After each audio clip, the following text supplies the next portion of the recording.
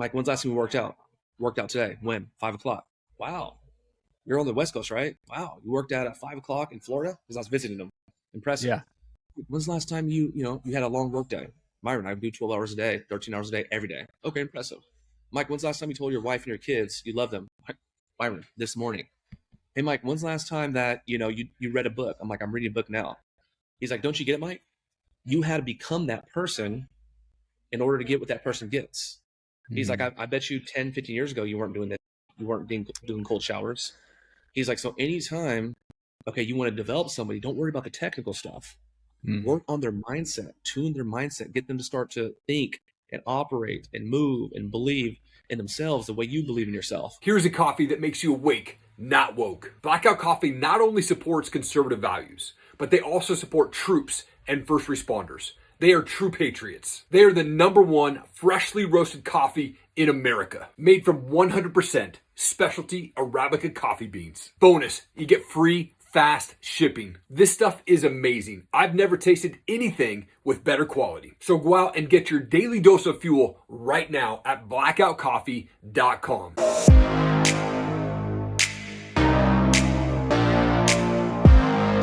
Mike, you're a husband, you're a father, 8-figure entrepreneur, you're a speaker, multiple 2 Comma Club winner, man. You're one of the world's top online coaches and so much more. Thank you for your time, dude. I appreciate it. Thank you, brother. I appreciate it. I'd like to kick it off by going back a bit. Like, your story is absolutely amazing. Yeah. Like, what was your childhood like, and where did you grow up, man? Yeah, so as you can see from the hat, from San Diego, California. I'm 39 years old. I was born in. I'll be 40 in 2 months, man, which is nuts. I'm like pinching myself. Okay, I feel so like I'm a teenager still. Yeah. Anyway, so I grew up in San Diego, Section 8 housing. My mom had me at 16 years old. I say the same thing over and over. So my mom had me at 16. Single mom. She grew up in the Linda Vista area, which is like a ghetto part of San Diego. And when I was born, my mom was the oldest. She had a sister a year and a half younger than her, and a younger sister. I was 7 years younger, and my grandma was there. So I was raised by all women. Wow. I was bad as hell. Okay, I mean bad as shit. OCD, Yeah. ADHD. The neighbors would come in and they're like, "Yeah, your grandson's out here like cussing everybody out in diapers, like literally." Whoa. So I go to elementary school. I have a lot of problems. Hyperactive, ADHD, OCD. Just everyone's taking a nap on the carpet on kindergarten. I'm like the only one that will not take a nap. I'm poking kids and being disrespectful. I remember in kindergarten, the nurse and the principal were sitting down. They're like, "Hey, your son, he's having struggles," and the nurse was there, and they're pretty much like prompting my mom to give me whatever the fuck it was, like hyperactive pills or whatever that shit is, to calm me down. Oh yeah, yeah. So didn't get on the drugs. I'm exiting elementary school. I just seen my dad, who raised me since I was 4. And he told me something I never knew. He's like, yeah, in 6th grade, they wanted to hold you back. You had like the bottom 5% test scores in the state of California. And I was like, hell no. Like my boy's not, he's not stupid. You know what I mean? Yeah. Like, hell no. Yeah. So I go to junior high. At this point, I'm an athlete. I excelled at football. I excelled in wrestling, captain on my team. And now I'm going to high school now. And man, I wanted to be a tough guy. Mm. I wanted to be the Vietnamese Mexican Tupac. That's the one I wanted to be. So, I'm getting influenced by Snoop Dogg and again, Tupac and Boys in the Hood, Blood In, Blood Out. And so, make another transition. I'm like a wannabe gangster. Okay. So, long story longer, I exit high school as a 2-time felon. Was never, a bad dude, but I was in and out of juvenile hall as a kid. I get in my 20s. I'm skipping a lot of spots, but I get in my 20s. I meet my wife at 24. I become a young dad at 26. For me, that was young. I was terrified. Sure. I started, I'm done with the dumb shit at this point. I'm working corporate. I'm moving up. I get into the education industry. I become a career advisor. Wow. Apparently, they don't do background checks. Okay. And who knew? Okay. And I become a career advisor, become the top guy, become a director. Year number 3, I become year number 2, I become regional. Year number 3, I become a president out of college. School shuts down. I launched my business and just got hooked up and doped up on personal development. Learned how to sell deals. Yeah. Started my company, made $1 million in my first year, man. I haven't looked back since. But there's a lot in between that. So that's just the quick cliff notes, man. No, that's awesome, dude. Like who was it that motivated you to get into sales in the first place? Yeah. So man, I was always really good with people, and I always had a mouth. I could always talk. So when I was in corporate, man, I was just really good with people. Like in corporate, I do my corporate thing. I'd have my suit on. I talk to the the high ups and the executives, and hey, I'm Mike. Good to meet you. And then I'd go home and like smoke weed with my badass friends from back in the day that were just fucking doing a whole lot of nothing. Yeah. So I always knew how to play the game. And as a career advisor, so I was in for-profit education, okay, and we would get government funding. So in for-profit education, we have to get people jobs, or it's a scam. There's no way California State's going to send us money and no one gets a job. So you have to get them a job, right? The state's like, okay, we'll give you money, we'll give you the grants, but now this person here is going to be sustainable. They don't have to, get assistance from us. Yeah. So it was a lot of pressure to get people jobs. So it was basically almost like a boiler room in the career center. And within my first month, I was number one. Come on. I must have been about 26 years old. So I just had this ability to just talk to people, had this ability to find out needs and wants. And I got my first book on personal development. Keisha Henderson, my cubicle neighbor, she's like, hey, Mike, here's a book. I know you'll love it. The book was How to Win Friends and Influence People. Yeah. Right. So that book, dude, changed my fucking life. I got hooked. I'm like, man, what is this? I need this. From there, I found Erik Thomas. When you want to succeed as bad as you want to breathe. Okay. Yeah. Then that led me to Grant. And when I found Grant, I was like, okay, this guy's prolific. This dude's different. So I started getting obsessed with personal development, and when I say obsessed, I'm talking about, there was a point in time where I would bet money that nobody in California was doing more personal development than me. Like damn near every waking minute of every fucking day, dude, I was on it. I'm going to sleep on it. I'm showering to it. I turn my car into a university. I'm working and it just plays in the background. And that was like when I started to get some like technical skills on this. And I'm like, okay, I'm going to go from good to great. I'm going to go from great to legendary. And I'm going to be fucking, a god in this industry. That will be closing deals. So come on, man. Dude, I mean, so good, dude. I mean, sales, like, you have to get unconventional at times. Like, what's an unconventional tactic that you've used to close a deal that you think most salespeople just overlook? Yeah. So my second year business, we closed Conor McGregor. Okay. At that time, he was on Times Magazine as like the most influential person on the planet. Conor McGregor from the UFC. Yeah. So now I got his manager's phone number by doing a reverse search. GoDaddy reverse search. Okay, this is 2016, 17. So when I did the reverse search, the name was attached, who owned the domain, and not only was the name attached to the contact information. Today, it's normal to have it like it's privacy law. Back then, you'd have to pay an additional fee. I'm like, oh shit, ConorMcGregor.com belongs to Ashiatsu. Who the hell's Ashiatsu? Ashiatsu, Google search. Oh, he's the owner, Paradigm Sports Management. So I got his phone number, and I started blowing him up. And eventually he's like, hey kid, man, in a very polite way, like, I love the hustle, love the grind, stop fucking calling me. I was like, okay, I won't call you no more, but I would love to keep in touch. Is there someone else? He kicked me down to like his assistant. So what I knew was every time I hit his assistant, he would respond. So I had to come up with an excuse to hit the assistant. Hey man, dude, I seen Conor's fighting so-and-so, in a week, bro. That's awesome, man. How are things your way? Oh man, Mike's good. You should see Conor at the gym. He's crushing people right now. Conor, would be walking out. Yo, what's up, Zach? Hey man, I got my crew here, man. We're watching the fights right now, man. Go Conor McGregor, boom. Conor's walking out with the manager. The dude would fucking respond like that moment. Wow. So I knew that every time I hit him, he would hit me back. I knew that there's a line of communication. Yeah. So throughout that process, I do my pitch. Hey man, still want to do your website? Oh my, we know where to find you. When we need you, we'll let you know. This went on for a whole year. So we're talking about unconventional ways. Yeah. So this one day, a whole year's gone by, and like, dude, I'm tired of playing this like cat and mouse bullshit. Like, I'm done. So I hit up the manager. Yo, Audie, hey dude, I'm gonna be in Orange County. Okay, I'm gonna be like right down the street from you, bro. Like, what do you guys like to drink in the morning? What kind of coffee? And you guys like donuts? You know, I'll be in and out.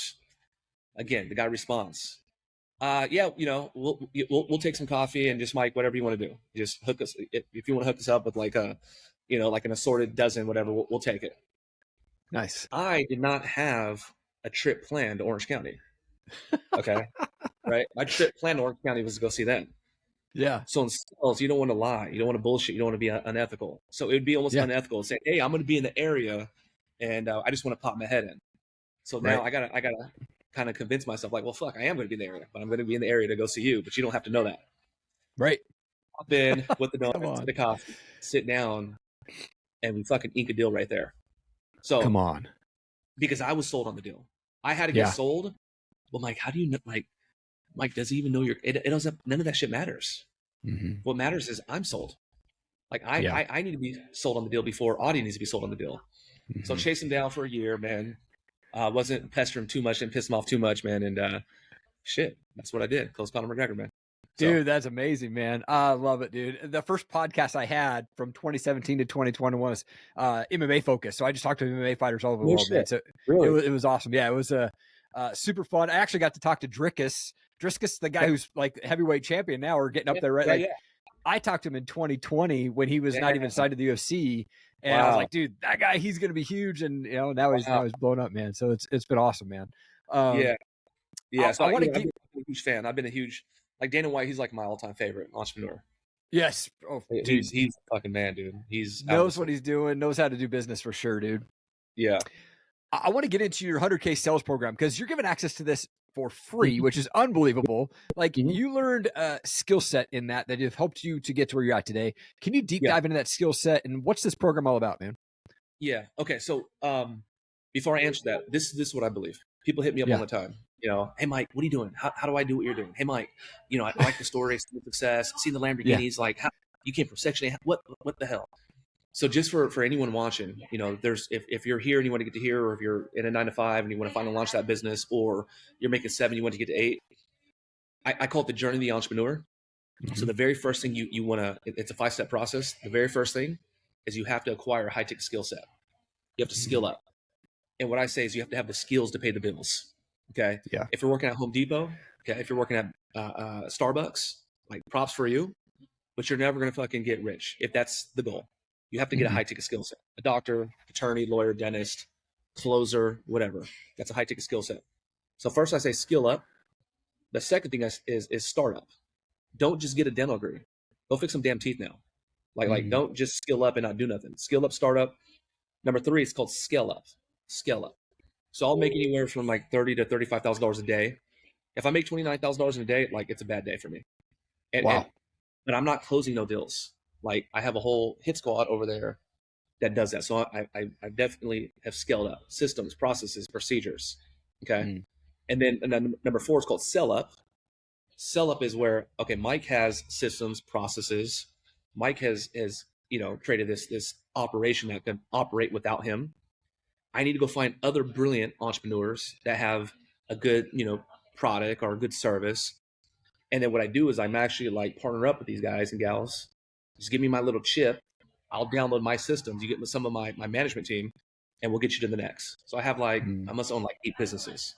I have a dog training company and I don't own a dog. I you know, have a personal training company and I'm not a personal trainer. And then number 5, it's called the ultimate entrepreneur. That's like your legacy play. That's your portfolio. That's your give back. Obviously everything is not money. Let's go help out the kids, you know, in foster care. Let's go help out those in need. Let's go make some sort of impact. Also, let's add to the portfolio. So the reason why I tell you that big story, the 100K sales program, it's a free program that I give out for people that want to scale up, skill up. Okay, Mike, I want to get rich, but I'm not really good at anything. That's not true. Number 1, that's not true. Okay, everyone here has a superpower. So my superpower just happened to be people and sales. So I give out a program, which is the same exact processes and policies, how we set appointments, how we close deals, how we hire customers and clients.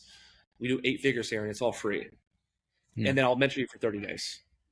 And when we get a Wow. result, should you do it? Like, we could talk about the next step. So that's what that program is. Come on, Yeah. man. That's And huge. it's free, man. You can check it out on my IG, the Mike Barron 1.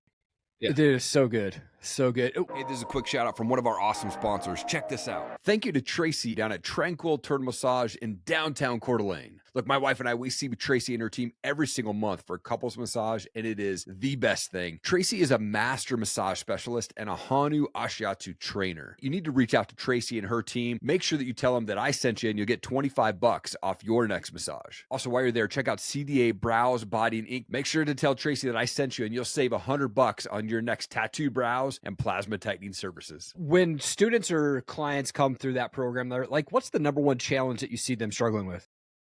It's not the technical stuff. Hmm. It's this. Yeah, It's yeah. this. It is always that. So there's a, you know the name Myron Golden? That name sounds familiar.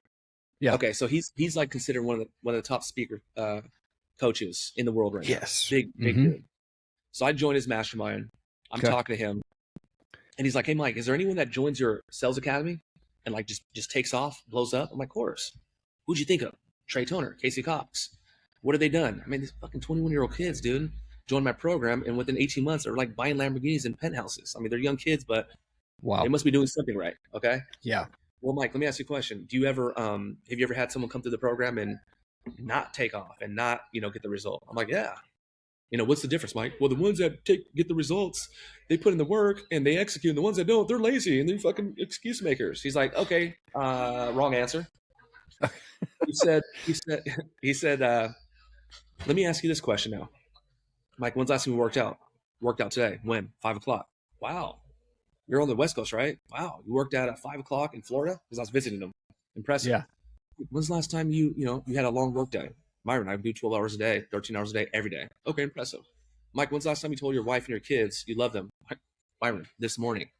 Hey, Mike, when's the last time that, you read a book? I'm like, I'm reading a book now. He's like, don't you get it, Mike? You had to become that person in order to get what that person gets. He's like, I bet you 10, 15 years ago, you weren't doing this shit. You weren't doing cold showers. He's like, so anytime, okay, you want to develop somebody, don't worry about the technical stuff. Work on their mindset, tune their mindset, get them to start to think and operate and move and believe in themselves the way you believe in yourself. So that is to me, that's when I work with someone, I need to get rid of them of their bullshit, their doubts, and I need to kind of grant them that beingness, that he or she may not have. Okay. Yeah. So for example, I must have bought 5 supercars in the last 2 years. Okay. Once upon a time, not that long ago, I was terrified to go to Lamborghini. I was fucking scared. Parentheses. Okay. I would never admit this back then. I didn't feel worthy. I was intimidated. I was a street kid that didn't identify with that. I'm wearing a designer jacket. I was scared to go into a Gucci, a Louis Vuitton.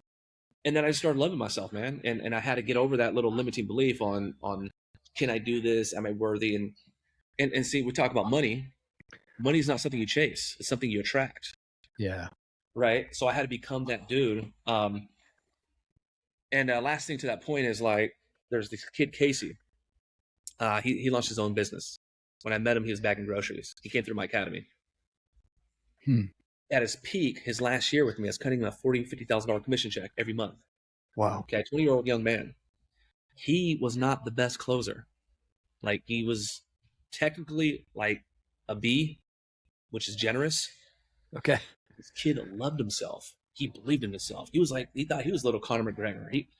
He was very cocky, but also very kind. He was, very competitive, but also just a really good guy. And he expected to make 50K a month. He expected to get a Lamborghini. He expected to have the nicest skyrise. And he wasn't the most sound closer. It was the belief in himself. So to me, that's like, that's shit. That's even more important than the technical stuff, especially in the very beginning. Oh, come on, man. Yeah. I mean, being in sales and entrepreneur, it can cause burnout sometimes. And sometimes you eat like a king, sometimes you eat your top ramen, right? Like, how do you stay motivated and energized during those slow times? And what habits or standards do you have in place to kind of prevent you from burning out? Yeah. So like in sales and entrepreneurship, if you close a deal, you're like, your PB just grew like 6 inches. Like, yeah. You know what I mean? Like, you're Totally. like, I'm coming home. Like, yeah, you go 2-3 days on a dry spell and you start shrinking. Like you start having self-doubt. You start suffocating. It sucks, man. It's hard to deal with. So for me, on my journey from where I'm at, from where I started to where I'm at to where I'm going, some of it's been like this. Yeah. There have been times where I wanted to tap out. There were times where my wife's like, "Is everything okay? Are you okay?" And I'm like, "Yeah, everything's fine." She's like, "No, you're not okay." And inside I'm like dying because I'm struggling. So now every person that took up an endeavor, I'm going to get fit in 2024. I'm going to start my business. I'm going to start dating again. I'm going to get a puppy. I'm going to do whatever the hell. They took their first step on that path. I'm going to go to the gym 5 days a week in 2024. I'm going to stop smoking cigarettes. They took that first step on that path or their purpose. So what happens is you go on that path and go, hey, it's been 4 days. I've been at the gym 4 days. Okay, it's been 4 days. I stopped smoking cigarettes. Okay, I said I'm gonna be the world's greatest closer. It's been a month now. What happens is life happens, and it throws us off that track. Like, who knew your boyfriend or your girlfriend was gonna be a jerk? Who knew that the puppy demanded so much freaking work like a baby? Who knew that your body was gonna react because you don't smoke cigarettes no more, and you get off path. So what the individual needs to do is they need to go back to that first step. Like I'm here, I'm going to go here. I get lost in the woods somehow. And I just like for real, I just need to go back to like, fuck, dude. Okay, hold on. Where are we at right now? I'm looking back. I'm in the middle of the desert. I've been walking just in that direction for like years. What are we doing? I need to go like get back on my purpose on that first step. Okay, good. I got it. Perfect. I know it's tough. Let's keep fucking marching. So that's what I do. And that's what people should do is just get back to that purpose. Okay. And remind yourself like why you started that first journey and keep fucking going. So. Yeah. Dude, that's so good. So good, dude. In the world of podcasting and networking, relationships are really like key. And when I met with Brad Lee, I was down on his show about a year ago. And one of the things he mentioned to me was relationships is the new currency. And so like, what are your thoughts on Brad's comment, number one? And then like, how does someone build this network that, they need to be doing to be successful? Yeah. So I love Brad Lee. I'm on Lightspeed BT. Yeah. Big fan Brad Lee, I remember running into him, must've been like 8 years ago. And I was like, hey, Brad, hey, Mr. Lee, how you doing? I'm Mike, I'm an entrepreneur. And I just remember because I used to follow Grant, and him and Grant were like super tough back in the day. Yeah. They were with each other. Yeah. So relationship is a new currency, man. Shit, dude. That's real. That's super real. Let's talk about sales. Yeah. Like, sometimes salespeople, closers, they have commission breath. They're not worried about how to serve you, how to help you. They're like, let me just get your fucking wallet. And I'm looking at your eyes like dollar signs. Yeah. And relationships are everything, man. I told you about like 5 supercars. Yeah. Like Lara was at Lamborghini of La Jolla, and he was a very expensive friend. Every fucking time he called me, man, my leg would start wiggling. I'm like, Zach, I don't want to come to do it. Mike, just come check it. I was like, I know how this goes. Yeah. But when I wasn't buying cars, every week, every other week, how's the wife? How's the kids? My wife knows him. Mike, let's go do steak. Let's go. He left. He went to Ferrari. I haven't made that leap yet to Ferrari. Okay. Still in my 30s. I'm still got my youth, whatever. Still young. Okay. So since he left, I haven't bought no fucking Lamborghinis from La Jolla. So one day I'm at a VIP event, Lamborghini. We're on the skyscraper. They revealed the new Revolto. The general manager comes up to me. He's like, "Hey, Mr. Barron, what's up, man? Hey, dude, good to see you." He's like, "What happened?" I'm like, "What do you mean?" He's like, "Bro, you were on the gas. Like, it was like you were buying a car every 4 months. What happened?" Yeah. I was like, "Dude, so-and-so is awesome." I'm saying so-and-so because he's my guy now. Sure. I said, "Dude, Zach, he just knew how to play the game with me.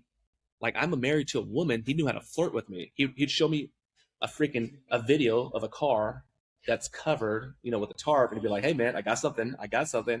And I would respond like, "Motherfucker, what do you got?" And he'd like pull it up like a foot. Yeah. So he knew how to do the dance. He knew how to do the relationship with me. Yeah. He wants to give me a Ferrari. He still checks something every 2 weeks, and it's not like buy a car. He's like, "Hey, dude, I seen that podcast. I seen that growth. I seen your team, dude. Let me know when I can borrow you from your wife. Let's go ahead."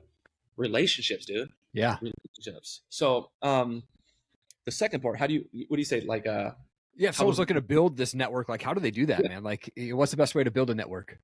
Okay, so I believe in something called, I bet you never heard of this, 33% rule. Dude, I was going to ask you about this. I'm so stoked you jumped into this, man. Yeah. So I'm going to use my arms. Okay. This is like a equal sign. So Yeah. let's say I'm in the middle. Okay, I'm right here in this middle section. Okay, so now I believe that 33% of your time, a third of your time, should be hanging out at that lower level. Mm-hmm. And this lower level is individuals that don't have quite the influence you have. Perhaps they don't have the creativity you have. Perhaps they're not making the money you have. Perhaps they're just not mentally there yet. It doesn't mean I'm better. It doesn't mean they're worse. I'm just saying they're not quite there on your level professionally, let's say. Yeah. Okay. So a third of your time is spent here. And this is kind of like your give back. This is like your mentorship. Like, hey, little bro, you ever thought about business? Hey, little dude, sister, you ever thought about real estate? Hey, and, have you read this book yet? You're just hanging out, and it's like your give back. Mm-hmm. Okay. Now, the next 33%, that's your peer group. So let's say, I do just around $1 million a month. This could range from anyone doing, multiple six figures, $500,000, or high eight figures. It's like my peer group. So a third of my time is spent there as well. Okay. And what I do at that level is, we're holding each other accountable. Okay. We're exchanging ideas. I may pay for Russell Brunson's Inner Circle for $100K. And I'm like, dude, this is what Russell gave me. Here, take it, dude. It's free. Here's my funnel. Here's my everything. And that's like my peer group where, we keep each other sharp and just create at a very high level. Okay. Yeah. So now, obviously, the other 33% is people that are they're playing a bigger game than you. Okay. Mm-hmm. They're at a higher frequency than you. Perhaps the mindset is just a little bit stronger than yours. They're definitely making more money than you. Perhaps you want to get in real estate and they have a whole portfolio. So a third of your time should be spent there. Okay. So people ask me, they said, hey, Mike, I've seen you with some like 9-figure earners, and like, what is it? So when I'm hanging out with those higher echelons, my outlook is never, what the fuck could I take from this guy? Uh-huh. Like, what can I actually extract and download? Like, what can I use? What can I leech off of? Yep. My thing is always, how do I serve? Mm-hmm. How do I give? How do I actually, create some sort of value or just be like a likable person with a decent conversation? So these people do let me into their circle. Mm-hmm. Okay. So, there's a guy in San Diego. He's a local legend, Attorney King Omnipore. Dude got the Rolls Royce and the Bugattis. I don't have a fucking Bugatti. and we've been friends on the internet for a while. I've never seen him. I've never seen him in person. Okay. One day I hit him up, did the same thing. I'm going to be in the area on Tuesday. Still do that shit. Okay. Would love to, come by. I start talking to him about like what I'm good at. I'm good at sales. I'm good at funnels. I'm like, bro, my whole team will do this out for you for free. And I don't need to kiss his ass. I don't need to bow down. No, I'm giving value to a very high level, influential person. So I come from a position of and giving, mm-hmm. and then somehow, some way, I get invited to the Christmas party. Somehow, some way, I get that text message I needed to hear for whatever. So that's what I do. And me, I'm good at playing a position. Mm-hmm. So I'll walk over to my sales room right now. It'd be fucking weird. They would all get up and start cheering for me. It's fucking nuts. It's like I'm the guy and cheer for me. I'm like, yeah. But I know how to play my position. Mm-hmm. So I'm hanging out with a dude. He finds me on the internet, moves here from Virginia to San Diego. He bought 2 mansions in the same zip code, Rancho Santa Fe, because they closed on one. The wife ended up seeing one down the street that she liked. She's like, yeah, I want this one. So the dude, he did 200 million last year. So he says, I believe him. Yeah. So we're hanging out. We're becoming friends. He's a 55-year-old man. I'm like the kid in his world. Sure. We hung out 3-4 times doing coffee. I'm like, hey, man, why you hang out with me, man? Why a big boy like you fucking hang out with my little ass? Again, I'm playing my position. He's like, you know what I mean? Yeah. And meanwhile, I go in the sales room. They think I'm the shit. Sure. So I'm like, why you hang out with me, dude? He's like, Mike, I just think you're cool. And I think you're funny as hell. I think you just have good conversations. And I enjoy time with you. Mm-hmm. So I didn't have to give him a funnel. I didn't have to mop his floors. He just liked my company. Yeah. But with that, what I get from that guy, man, I'll sit down with him for coffee for 20 minutes, 30 minutes. I leave these sessions fucking just leveled up. Like I just got a degree. It's for me, the guaranteed way to success is personal development. Granted, it's the right information. The quickest way is proximity. Yes. I don't want to read your book. I want to like be in the room with you. I don't want to like see your audio tape. I actually want to like work out with you, 3 times a week. Right. Be in that proximity. So that's how I network, and that's why proximity is very important. Yes. Man, that right there was the best. Like, I love that tip right there. People need to go listen to this. Like, people ask me, like, Erik, how do you get the guys like Ed Milet and Brad Lee and Tim Story all on your show?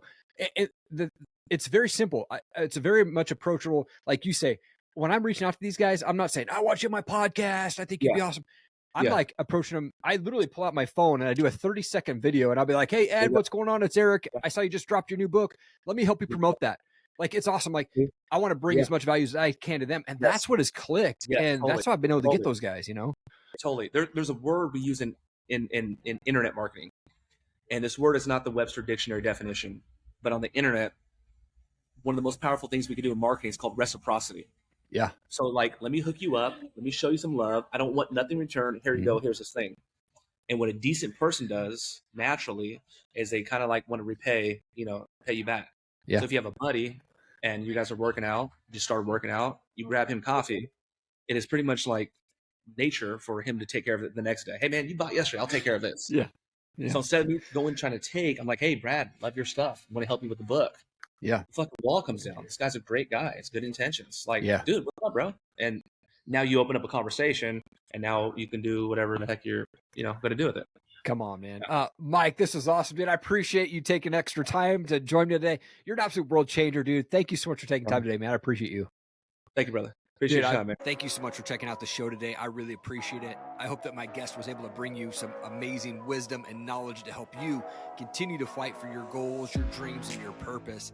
If you could do me one big favor and just hit that subscribe button, I would so appreciate it. Thank you so much for your time. Keep changing the world. I believe in you. Have an amazing day.